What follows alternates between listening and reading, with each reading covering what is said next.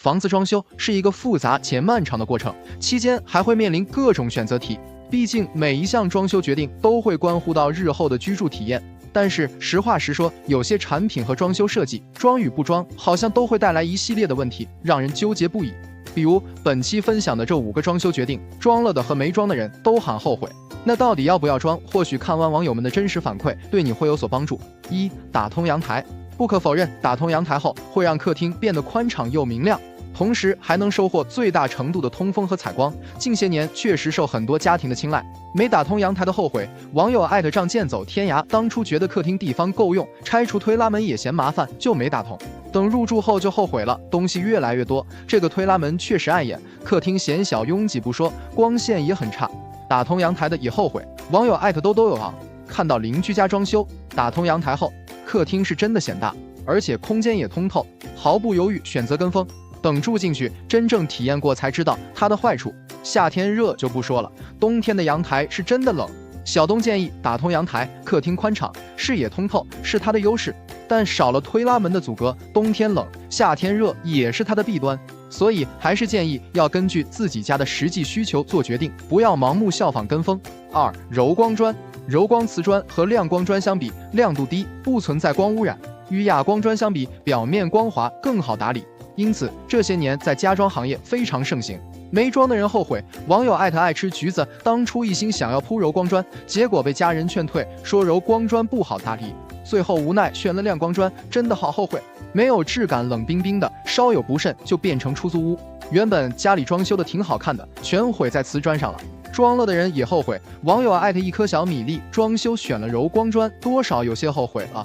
质感突出，颜值出众是真的，但超级显脏，不耐脏也是真的。怎么形容呢？但凡有点灰尘和毛发都尽收眼底。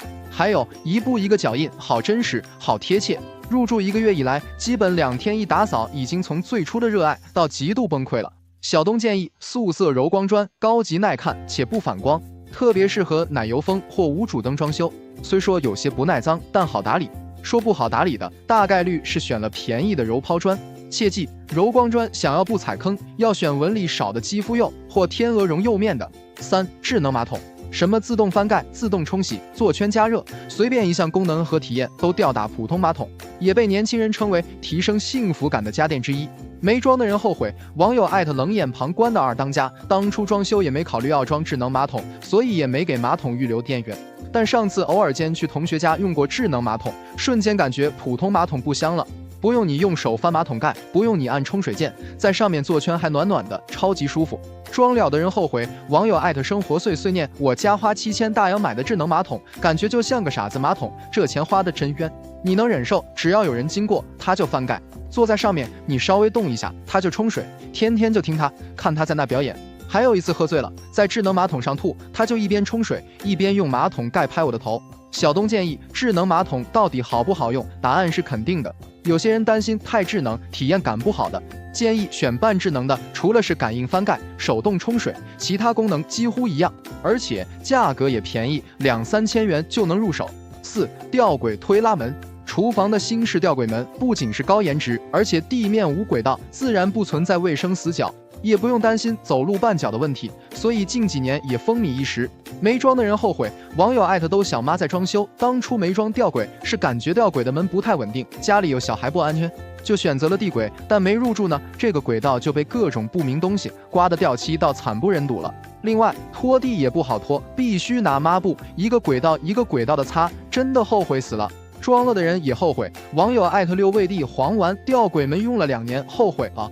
讲真，它并没有想象中实用，密封性一般，炒菜时油烟外漏，隔音也不好，稳定性也不如地轨门，推拉次数多了就会出现晃动的情况。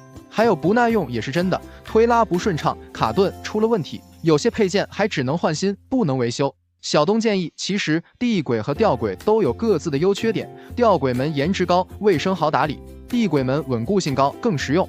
到底选哪种就看怎么取舍了。个人建议选极简地轨，既兼顾美观、好打扫又安全稳固。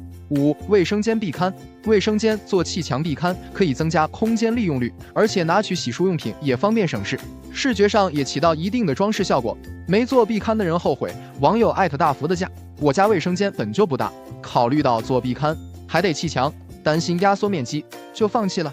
也觉得加装置物价不美观，就让瓦工单独砌了3个隔板，结果是又丑又不好用。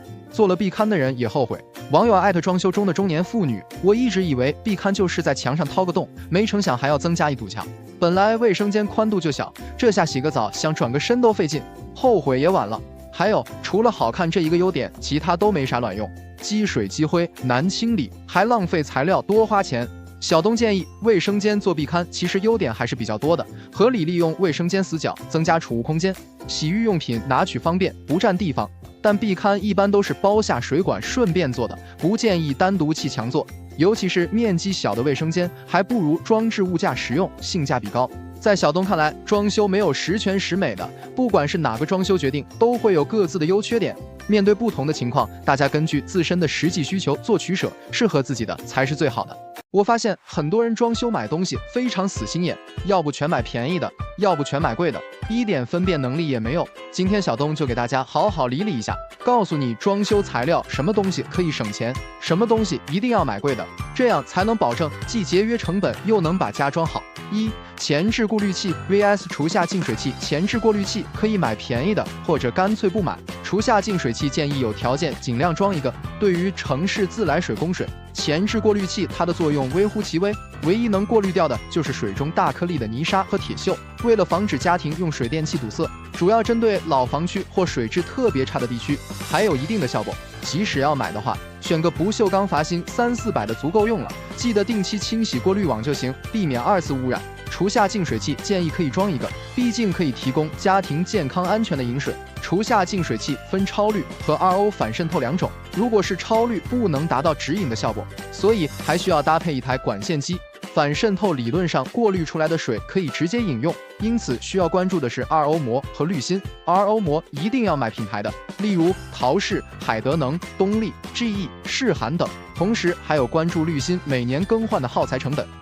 瓷砖 vs 木地板。瓷砖没必要多花钱，但木地板要买好的。国产瓷砖技术发展到今天已经非常成熟了，尤其是全国闻名的广东佛山瓷砖，几十元一片的小品牌广东砖和1、2线大牌上百元一片的瓷砖，本质上区别并不大，踩在脚底下完全看不出来。所以买瓷砖没必要买大牌多花冤枉钱，只要瓷砖的硬度和平整度达标，家用几十年完全没问题。如果家里选择铺木地板，那地板建议你要舍得花钱，必须买大品牌的，不管是强化复合地板还是多层实木地板都含胶水，有胶必有醛。虽说纯实木地板没有甲醛，但表面有漆、漆釉苯和 VOC 等有害物，因此为了家人健康，不要买太便宜的杂牌地板。卧室门 vs 断桥铝窗。卧室门没必要多花钱，但断桥窗要买质量好的。卧室门的最重要的2个作用就是隔音和装饰，所以没必要买太贵的。原则上只要环保达标，价格在1500左右的完全够用，10年8年基本用不坏。木门门芯选桥东丽雪板结构的，隔音效果最好，记得一定要搭配静音锁。其次，白色烤漆门时间长容易发黄，尽量不要选。换窗户，封阳台的断桥铝窗一定要舍得花钱，买质量好的。太差的断桥窗不但透风，还漏雨，保温隔热的效果也差，会严重影响到日后的生活质量。一般家庭建议选择65到85系列，价格在600到900元左右的即可。想要隔音效果好，选夹胶中空玻璃；想要保温效果好，就选3层中空玻璃。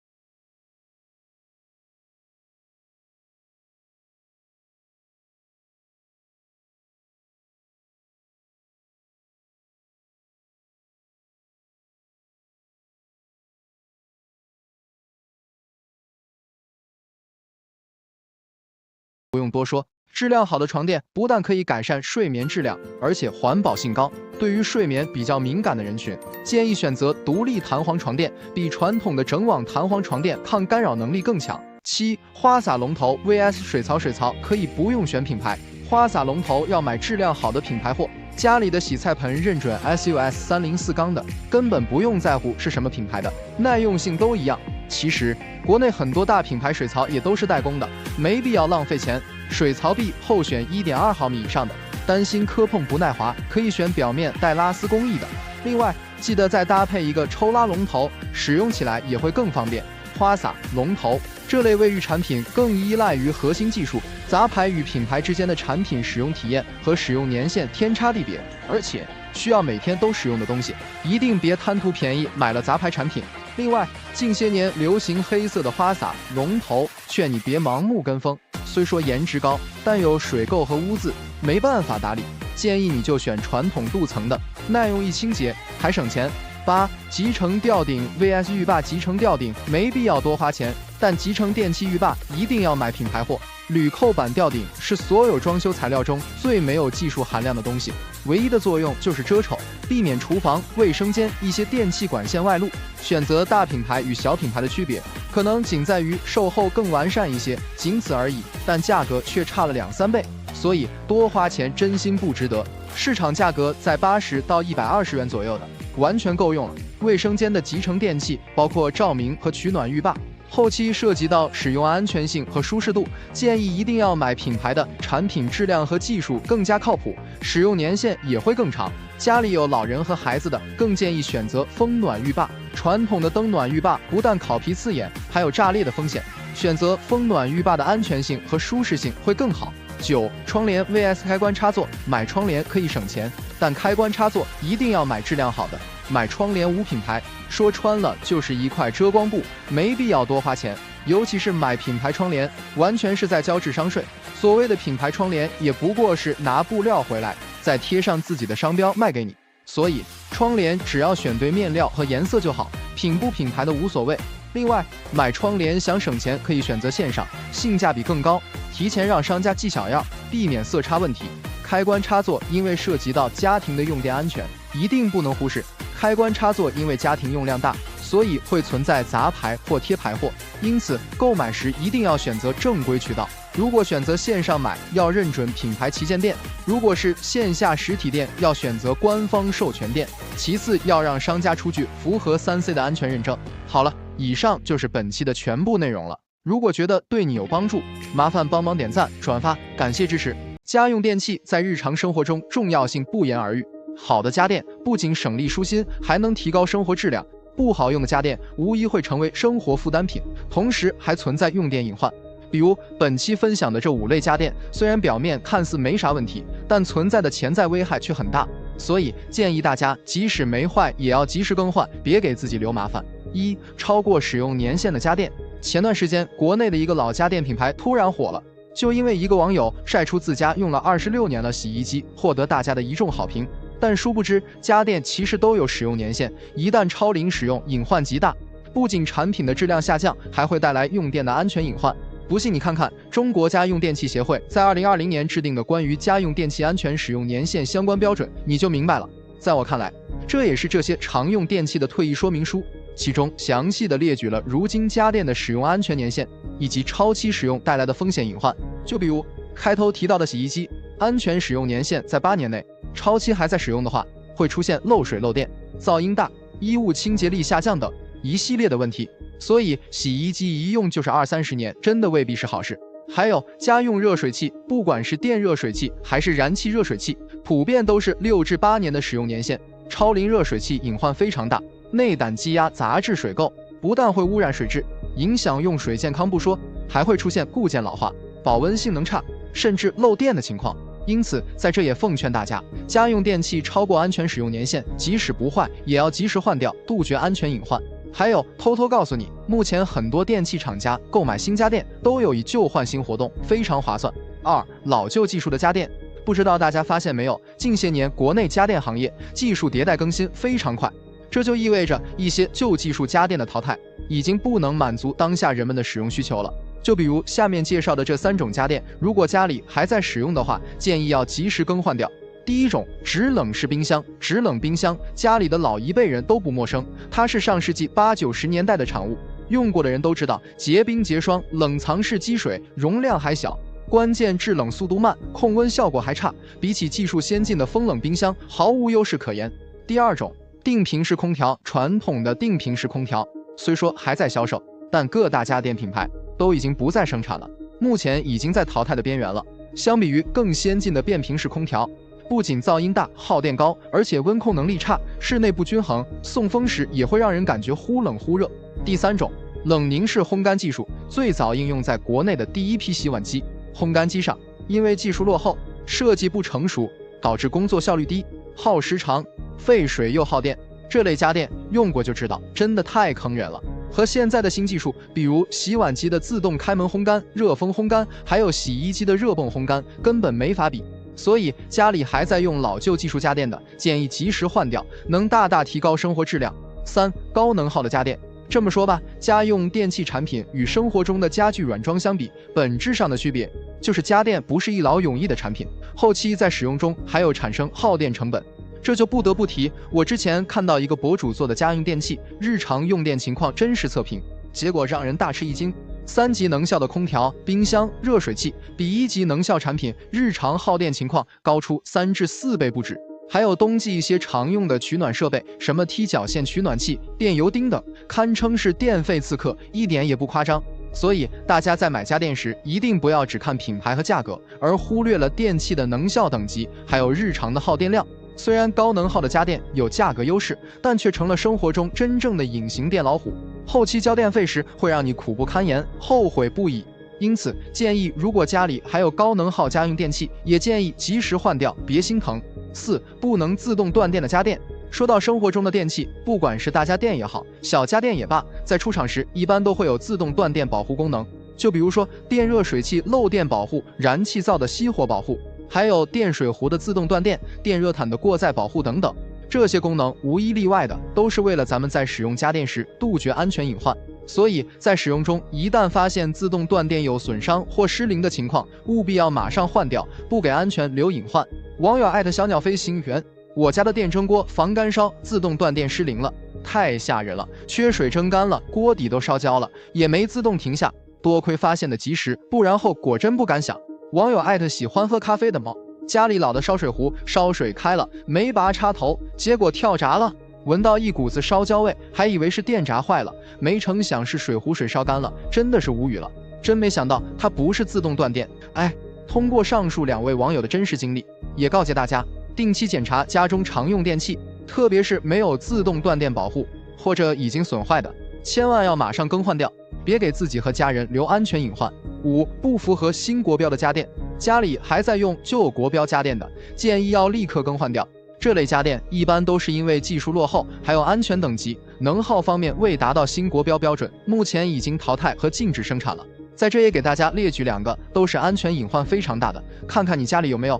第一个，万能插排，相信大家都不陌生，就是那种老式的万能插座，一孔多用，安全性非常差。这种所谓的万能插座，在设计之初，为了兼顾2插和3插都能使用，所以会出现插孔过大的情况，容易出现触电事故。此外，还有插片过热导致火灾的隐患。所以在2010年，国家就已经明令禁止生产和使用了。现在新国标都是新5孔插排，2孔和3孔分开组合，安全性高，也降低了触电风险。第二个，直排式热水器，很多家庭还在使用。如果你在新闻上看到因为使用燃气热水器引发的一氧化碳中毒的悲剧，就是这类热水器造成的。因为技术落后，还没有排气管，所以在2000年之前就已经被禁止生产售卖了。听劝，安全无小事，有的话即使没坏也不要再用了，建议更换成技术先进且安全的强排式或平衡式热水器。卫生间作为家庭生活中使用频次最高的空间，在装修时，小编也是找过很多参考资料的。在面对网友们反馈中的这个别装那个不能装中，为大家整理了以下卫生间的8不装，先别急着排斥，认真看一看，也许对你有所帮助。因为别人的反馈不是胡说，都是用真金白银买来的经验教训。1、不装木门。木门再怎么升级，它也是木门，遇水遇潮气会变形，严重的情况下甚至会掉漆开裂。网友7秒记买的精装房，卫生间配的就是木门，还没住呢就开裂了，不想换门折腾了，找了个师傅改造一下。柠檬不酸，小户型没空间做干湿分离的，千万别装木门，变形都是轻的，掉皮开裂全是问题，还是老老实实装铝合金玻璃门吧。小编建议，除非你家是老旧小区，卫生间区域比较小，做不了干湿分离，或做便紧挨着门口，木门的隐私性要比铝合金玻璃门好，否则都建议装铝合金玻璃门。2. 不装石膏板和铝扣板吊顶。石膏板吊顶，说真的，现在还有人在卫生间装吗？卫生间潮气大，石膏板吊顶时间长就会掉皮发霉，谁装谁后悔。铝扣板吊顶风靡了好多年了，但是它真的不太好看，板小缝隙多，显着零碎不完整。网友反馈家有萌爆，当时脑袋一热欲试用的石膏板，入住2年已经掉成这样了，后悔透了。@zzz 第一套房子装的铝扣板虽然缝多块小，但是怕石膏板发霉掉皮，没别的选择，再装房子就有蜂窝大板吊顶了，既完整好看还不怕潮。小编建议，蜂窝大板吊顶虽然造价可能会高一点，但它既兼顾了石膏板的完整性，同时还有铝扣板的耐用性，无论是从清洁角度还是后期的拆卸维修都是最优选择。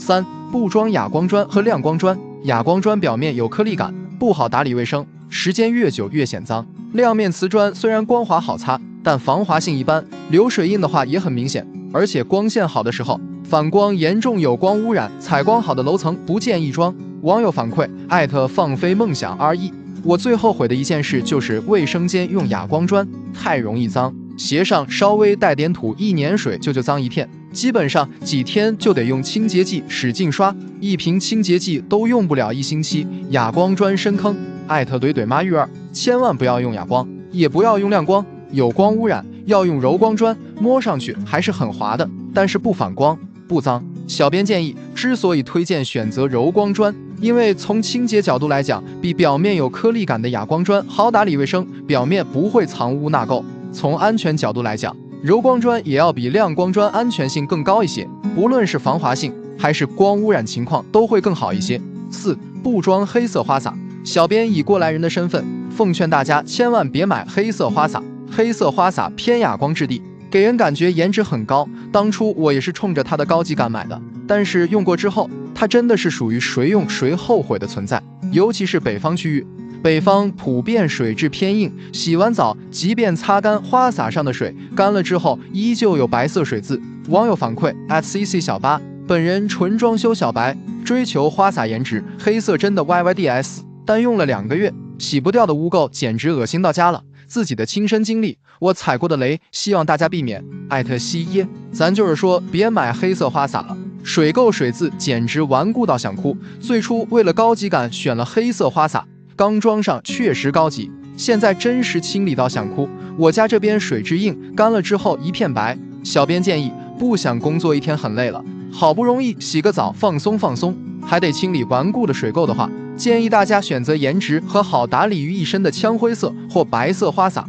5. 不装淋浴房。淋浴房的功能主要就是防止水溅到淋浴区以外的地方，但照比它的功能来讲，它的弊端也非常多。首先就是造价很高，动辄大几千，而且装完淋浴房活动空间有限，很局促，对小户型特别不友好。其次，底下的挡水条有一定高度，稍有不慎就会绊脚，并且封闭挡水条的玻璃胶时间长会发霉变黑。最头疼的还是淋浴房玻璃面太多了，洗完澡不及时擦干净的话，水垢水渍超级难清理。网友反馈野原葵，让我看看是谁让玻璃门上的水渍折磨疯了。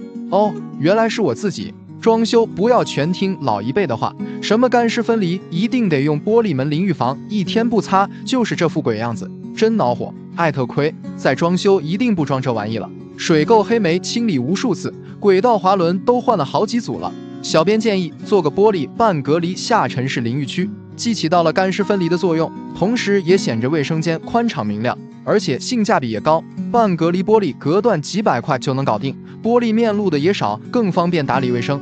6. 不装岩板一体盆。说到岩板一体盆，相信大家都不陌生，它因为颜值高、耐磨好，也确实火过一段时间。但是随着时间推移，它的硬伤也渐渐暴露出来了。首先就是掉落风险，因为它是用胶粘的，时间长重力原因就会出现岩板分离的情况。其次就是有卫生死角，特别是拼接处，时间一长就会因水的原因发霉变黑，藏污纳垢。网友反馈国庆岩板盆虽然好看，但是死角位置积水发黄长黑霉，才用了半年几乎每天都要花时间刷一刷这个盆。小编建议选择技术成熟的陶瓷一体盆。陶瓷一体盆是由高温一体成型烧制而成的，釉面光滑，不容易流水垢，真正一体没有掉落风险，而且坚固耐用，性价比还高。7. 不装直排下水。卫生间浴室柜下面不装直排式下水，因为它的弊端显而易见，首先就是打理卫生麻烦，有卫生死角，其次就是影响美观。网友反馈一条装修咸鱼，浴室柜下水千万要自己盯紧装修公司。装修前我做的功课，浴室柜排水做强排美观，没有卫生死角，也跟装修公司说了，答应的好好的，但是到房子验收的时候就变成地排了，好丑。小编建议卫生间浴室柜还是建议做强排式下水，一是好打理卫生，不愿意自己打理柜子底下卫生的时候，扫地机器人就可以打扫了；二是美观整洁，颜值提升不止1倍。8. 不装悬挂式马桶。现在很多人选悬挂式马桶，因为对比传统马桶来说，悬挂式马桶看起来更轻盈，颜值很高，而且占地面积也小，也更方便打理卫生，没有卫生死角。但是悬挂式马桶弊端也比较明显，一是价格普遍偏高，动辄几千元；二是施工和维修麻烦，因为水箱是嵌入在墙里的，一旦马桶水箱出现问题，需要把墙体刨开维修，费人力费物力。3是安装高度问题，预留高度太低，依旧不好打理卫生，预留过高的话，上厕所还得踮脚。网友反馈@W 印悬挂式马桶大翻车，欲哭无泪装修每一天都在妥协，我选悬挂式马桶就是为了好打理卫生和好看，可验收一看，马桶离地才7厘米，任何扫地机器人都进不去，已经失去悬挂式的意义了，不如买个正常马桶了，还贵。脚擦。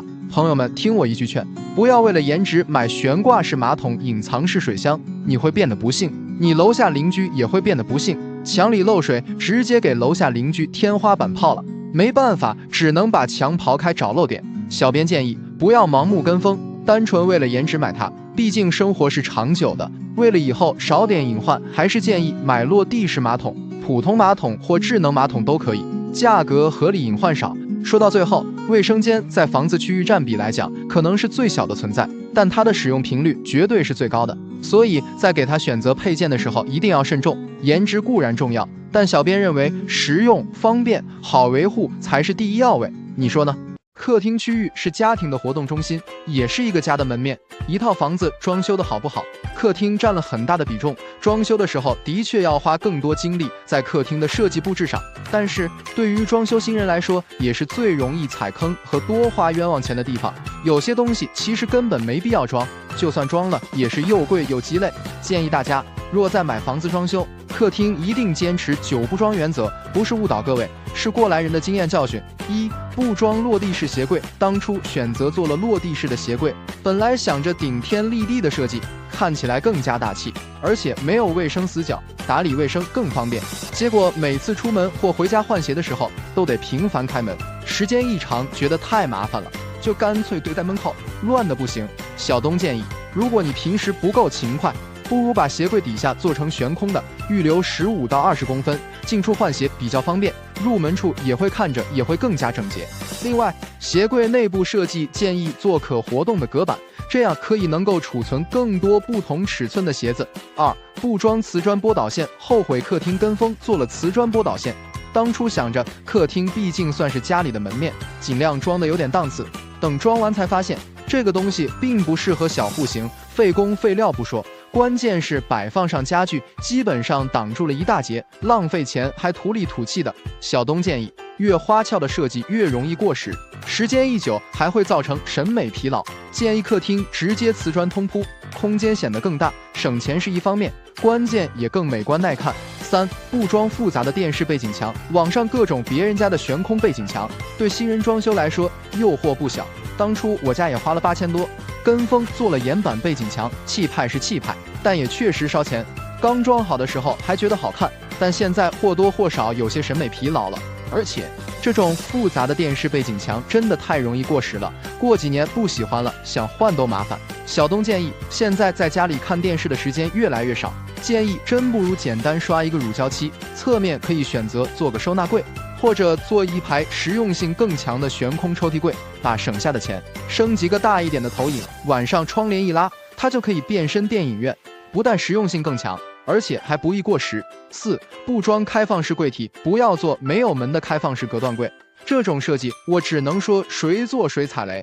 你在实体店里觉得好看，那是因为人家店里打了灯光，而且放了装饰品，而真正装到你家的时候，基本上都是杂货架，平常积灰很严重，打扫起来超级麻烦，除非你请人打扫，不然自己来可能会累瘫。小东建议，如果柜子全做成封闭式的，可能会觉得太闷的话，建议采用藏8路2设计，即80%做成带门的，20%做成开放式的，这样既能体现出效果，又能方便日后打理卫生。5. 不装真皮沙发。真皮沙发虽说档次高，质感确实也不错，但缺点就是不抗造，尤其是家里有熊孩子或者养宠物的，很容易就被划坏，破了维修也很难。而且皮沙发冬天冷冰冰的，夏天又粘人，关键是价格也不便宜，优质的皮沙发至少在5位数以上。小东建议，再好的真皮沙发也需要定期保养，而且时间长了还是会被磨坏的，建议不如选布艺沙发，性价比高